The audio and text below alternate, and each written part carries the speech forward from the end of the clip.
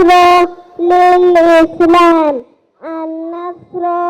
للإسلام، النصر للإسلام، علمنا الإسلام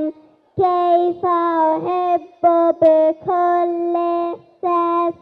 علمنا الإسلام. قال رسول الله صلى الله عليه وسلم قال بدأ يأتي الزمان على أمتي القابض على دينه كالقابض على شمرة من النار. saaka waxa farxad weyn ii ah midhaha muuqda iyo ubaxa quruxda san ee ku qalabaysan ee ku diyaarsan ilaahay diintiisii oo ugu horeeyo wax lagu hadlo wixii ugu mudnaa oo kalaamka rabbi ah. ilaaha subxaanahu wa tacaala ayaan ugu mahadnaqayaa, waxaan ku farxayaa nicmada ii muuqata. waxaan xasuusanahay oo goobtan oo kale xasuusinaysaa hadalku alla yidhi قل بفضل الله وبرحمته فبذلك فليفرحوا هو خير مما يجمعون. وحبداً بالله فرحا لكن ما أنت وحمداً إلا فرحه إلهي ديقدي سيدين تا وإنه قال ضيستي. وعبد الرحمن ناصر السعدي عليه رحمة الله تفسير كيس قيم كا وحوكورنا يا فضل الله والقرآن رحمتي سنا والدين والإيمان. maanta wax ka qiimo badan oo lagu farxo oo lagu kulmaa ma jiro. waxaynu maanta ku farxayno oo kalaamkii rabbi iyo qur'aanka sharafta badan ah. alxamdulilah alxamdulilah alladii binicmatihi tatimmu saalihaat. walaalayaal, maanta idin wacdiyi maayo, waayo wacdiga waxa u fadhiya laba sheekh oo aan jeclahay oo wacdigooduna uu isaameeyo, waa sheekh cabdibaasid iyo sheekh maxamed haybe. laakiin warkaygu wuxuu ku kooban yahay warbixin oo keliya. maanta madasha aynu fadhino iyo quruxda iyo qiimaha aynu goobjoogga u nahay madax iyo mijaba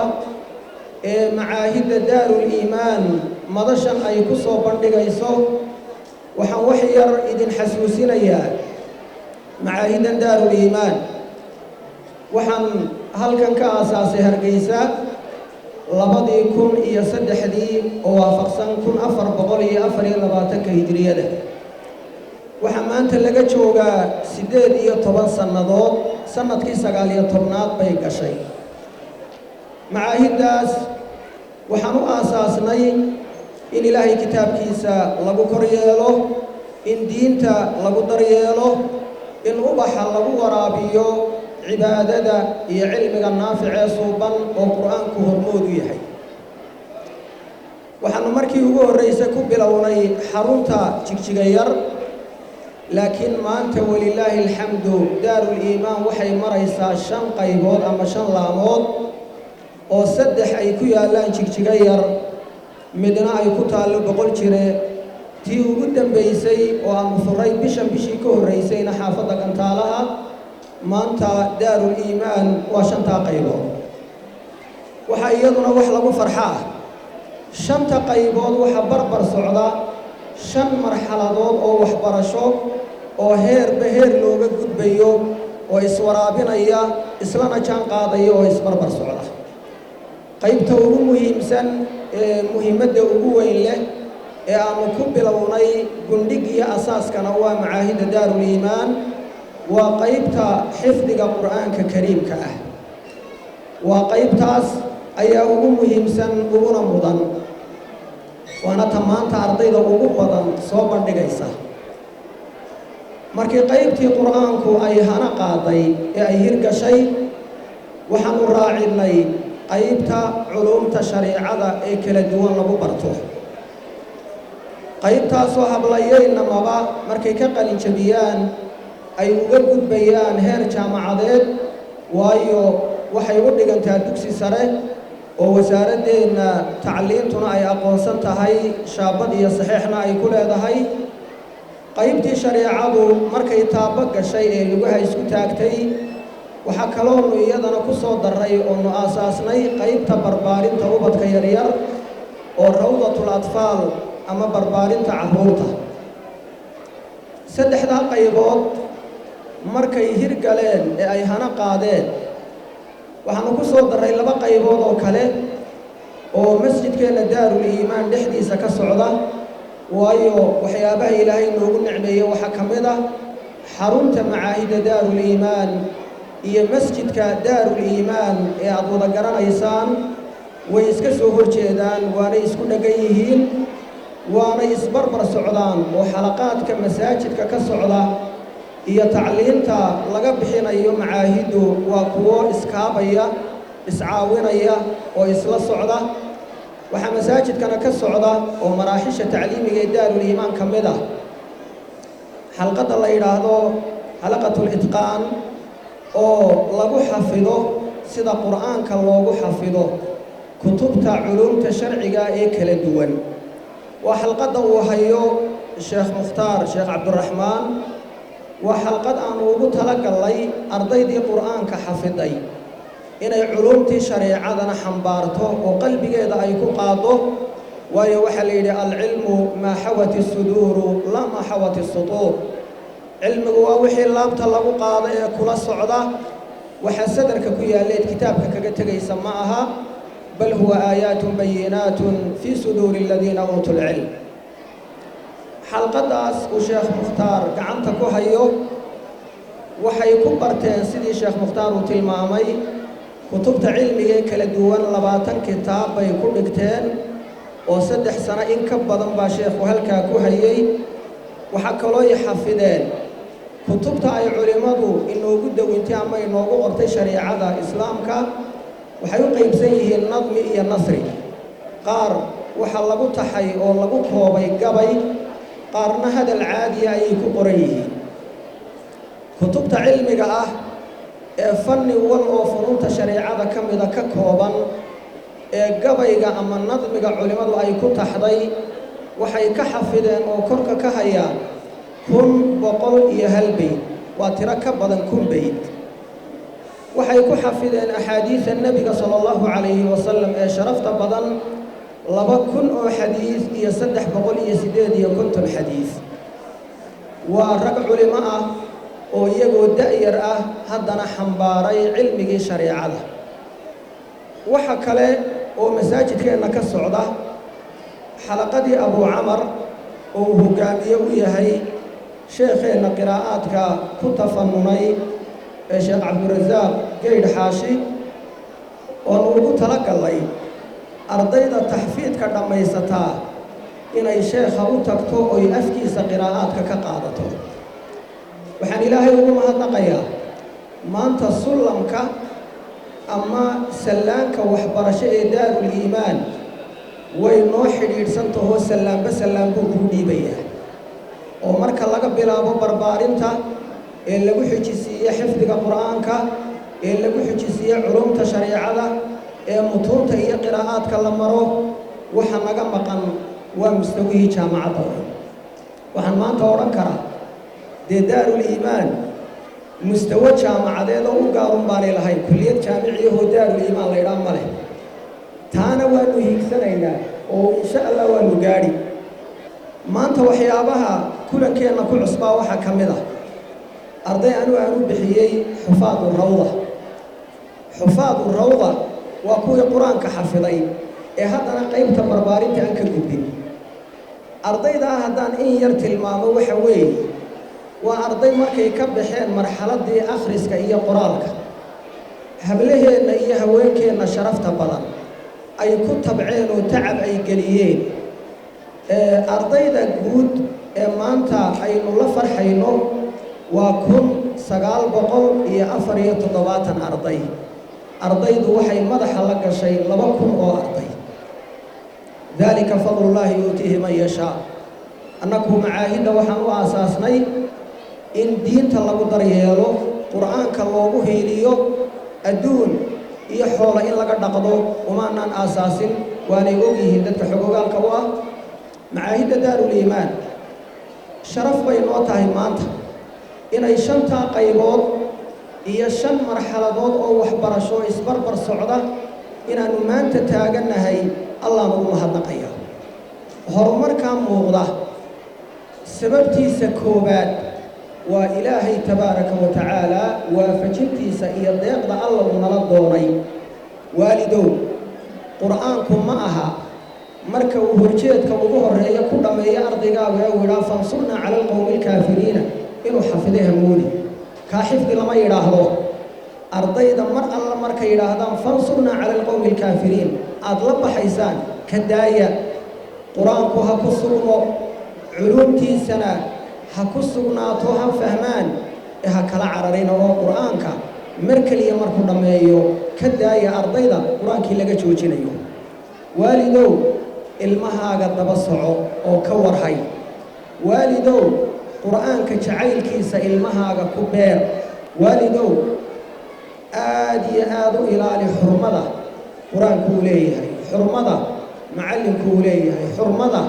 meesha qur-aanku ay leedahay xurmada cidda qur'aanka u taagan ay leedahay waalidow ilaali maanta waxaa halkan ku qalin jabinaya aynu la farxaynaa arday tiradoodu ay tahay 454 arday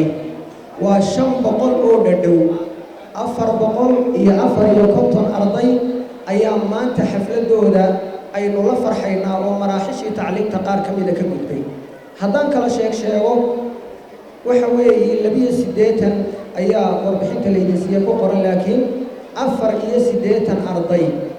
waa ardayda 30 jis ee qur'aanka dhammaysay alxamdulilaahi rabbi alcaalamiin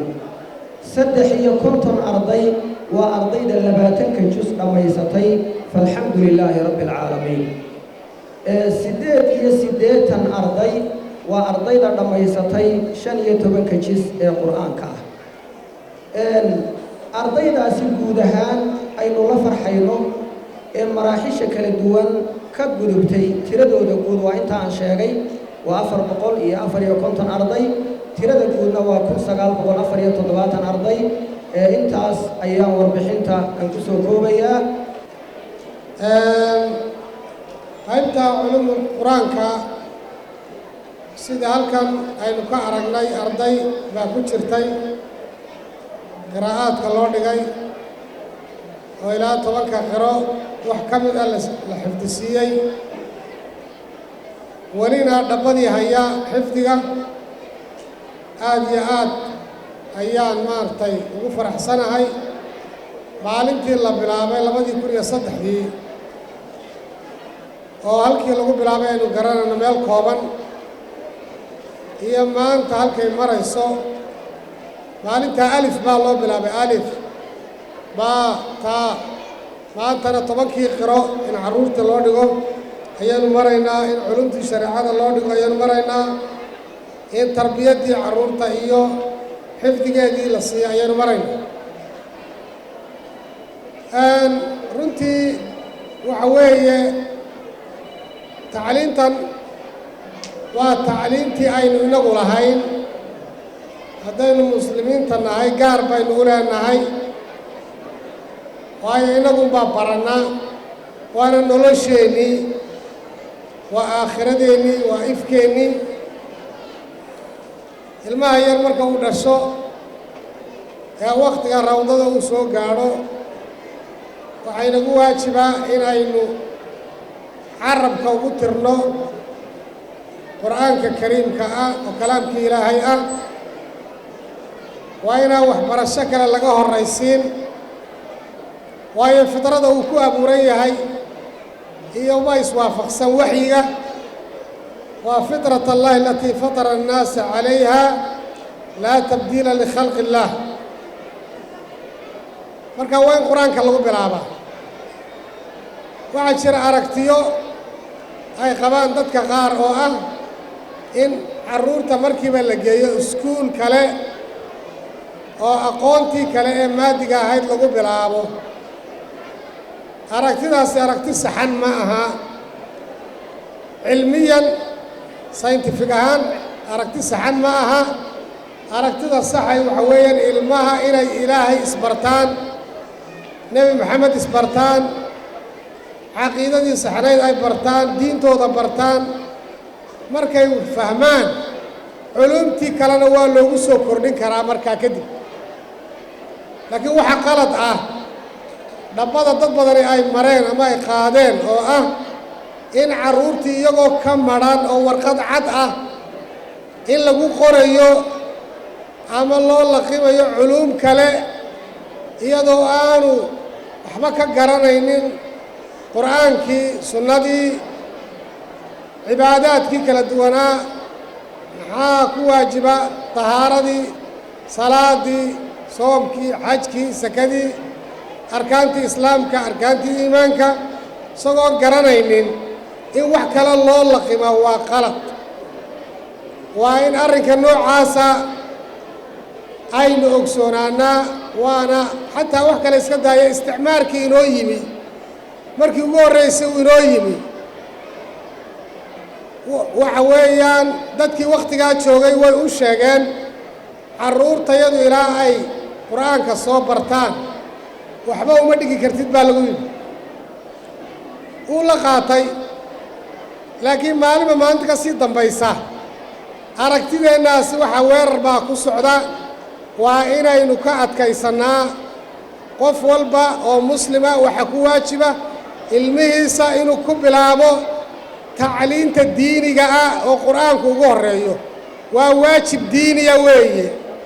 waxaan u hambalyaynayaa ardayda maanta qalin jebisay oo 454 arday ah waa tiro yaab leh waa midho weyn oo inoo soo go'ay waxa runtii wax lagu farxo ah oo aanay farxadi ka weynin inaynu maanta isugu nimaadno kor u qaadidda kitaabka ilaahay oo runtii aanay hore u jirin inay maraaxishan oo kale soo gaadho intii aynu soo noolayn ee aynu soo jirnay ilaahay baynu uga mahad celinaynaa galladda aan la koobi karin in ilaahay isagu inagu manaystay oo aynu maanta innagoo nool madashan isugu nimid ilaahay baynu uga mahad celinaynaa intii ku tacabtayna waa uga mahad celinaynaa inuu ilaahay inoo kordhiyana waa weydiisanayna run ahaantii waxaan odhan karaa labadii shiikhee uga horreeyay baa si wanaagsan u dhigay noloshan iyo hawsheeda iyo waxay xaq u leedahay iyo wax xaq laynagu leeyahay laakiin waxaynu odhan karnaa ammaan iyo wanaag waxa ugu filan inta wax baratay iyo inta wax bartayba waa uun xadiiskii nabigeenu calayhi salaatu wasalaam uu yidhi khayrukum man tacallama alqur'aana wacallama haddiiba khayriyaddii jirtay dhammaanteedba aad yeelateen waxaan is leeyahay wax ka weyn oo sharaf ah oo karaamo ah oo lagu tabco oo ilaahay loogu dhowaado oo aynu xafladdeennana isugu nimaadno oo aynu ubadkeenna ku tacabno oo aynu labada gacmoodba isugu goyno shacab iyo xukuumad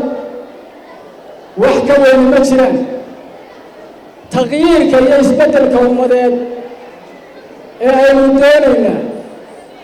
ee ilaahay subxaanahu wa tacaala inoogu talagalay kitaabka inoo soo dejiyey waxa weeye waddadii uu ku iman lahaa baynu dabada haynaa in allaha laa yuqayiru maa biqowmin xataa yuqayiru maa bianfusihim taqyiirkii baa inaga muuqda ilaahayna waa tala saaranaynaa xafladihii hore waan ka soo qaybgalay in doona waxaa runtii farxad ii ah xafladiba xaflad inay ka sii tiro badnayd oo halka shiikhu ka iftiimiyey mar inay hoos u dhacdo in nuqsaani jirtay anigu alxamdulilaahi markaa kuma soo beegmini intii maraakiistu ay koraysay oo kobcaysay oo kor u kacaysay maraakiisteennan iyo kuwa kale ee la midkaahiba intaasaan runtii xafladahooda u qabnaa ilaahayna waxaan ka baryaynaa inuu inoo siyaadiyo oo inoo taam yeelo maanta dadka qaarkood ayaa waxay dhahaan madaarista taxfiidka ka yara hadhadla oo dacaadeeya qaarkood waa kuwa dacaadii markaas waxa weeye ay jebisay dib u noqdeen laakiin sabirkaa sheekhuu sameeyey iyo dariiqaa toosan ee uu ku sugnaaday ee una ciddaba u joojin midhihiisii markaas maanta waa kaynu soo horrigay wax aad loola yaabo waxaa carruur rawdada ku jirta oo xufaad noqota waa shay aad iyo aad ula yaab badan iskaba dhaafkii karo hadalkaas sheekhu tusaale fiican buu ina siiyey in qur-aanka kariimka oo si dhammaystiran carruurta waxa weeye loogu dhigo inuu yahay mid waxa weeye markaas horumarka iyo wanaagga lagu gaarayo oo isdhammaystiraya arday macallinkii iyo waalidkaba duca ka soo miistay oo qur'aanku maalka u dego maxabo loo saaray oo maca akhlaaq iyo suluug sharaf iyo maamuus leh oo munasalka muqadaska lala mataaneeyey oo maalin iyo leyl akhriya kuna madiixaya oo maca tajwiid inuu xifdiyo mawla ku arsaaqay oo marinka nebiga iyo sunnaha meelaan uga leexan masjidkiiyo salaadahana jecel madaxana dooga oo maalmaha qiyaamaha rabbigee sharafka maamuusay oo jaaj milgada waalidkii madaxa loo saaray mubashiriinta iyo nebiyada iyo malaa'ig mooyaane cid makhluuq ah oo lagu matalo anigu maqaano maa shaa allah baaraka allah walna jarsadeen maal iyo dad waxaan leeyahay midigta lay saaray martabadda ardaydu gaadhiba igala muuqroone maa shaa allah baaraka allah walna jarsadeen cilmigu waa misbaaxoo jahligu waa madow yahay ilmaan macallin loo helin waa maqal ugaadheen mooryaan wax mala kuma duwana maata laysyahay haddaan lagu mitidin waalidkood kama macaashaan milalkiiyo dugsigu waa inay madal wadaagaan oo macallinka iyo waalidku ay tala mideeyaan ismoogaanshahooda ilmaha maqani joogeeya iyo macallinka oo wuxuu mudnaa waalidkuu muuji iyo macallinka oo wuxuu mudnaa waalidkuu muuji waxaa cilmiga sidiisaba sharaf ugu filan walaalayaal cilmiga samaawiga ah waa shayga lagu garto xaqa ilaahay subxaanahu wa tacaala addoonka uu ku leeyahay waa shayga uu qofku ku garanayo waxa uu nool yahay iyo waxa laga doonayo walaalayaal ilaahay subxaanahu wa tacaala qur-aanka kariimka ah waxa uu inoogu sheegay inoogu tilmaamay qur'aankan iyo diintan inay tahay mid barakaysan kitaabun anzalnaahu ilayka mubaarakun liyadabbaruu aayaatih waliyatadakkara ulul albaab waa kitaab barakaysan qalbiga uu qur-aanku galaa waa barakoobaya qoyska uu qur-aanku galaa waa barakoobaya dowladda uu qur-aanku galaa waa barakoobaya mujtamaca qur-aanka dhaqan iyo hoggaan ka dhigta waa uu barakoobaya qofka cisi doonaya ee karaamo doonaya xil kasta ha hayo masal kasta ha joogo ilaahay buu baaligeliyaa subxaana wa tacaala qofka ilaahay baaligeliyaana sharaf iyo cisi iyo karaamo ka lug halka wax loo doontaana waa kitaabka ilaahay subxaana wa tacaala marka majmacan barakaysan ee xufaada qur-aan ay ku leeyihiin ayaa cisi iyo sharaf qaba meel la yimaadeen waxaa ugu wanaagsan halka marka sababta loo dhigaya waxa weeyaan qur-aanka in ilaahay la baaligeliyo ilaahay marka baaligelisana ilaahay baa ku baaligelinaya waxaan ugu abaalmarinaya waxaa ugu wanaagsan oo jannadiisa ilaahay subxaana wa tacaala marka allah ina geliyo dhammaanteen jannada allah ina geliyo waxaan ku faraxsanahay in aan ka mid noqday waalidiinta ardaydooda ay dhigtaan amba ay fadhiyaan goobta alxamdulilah rabbilcaalamiin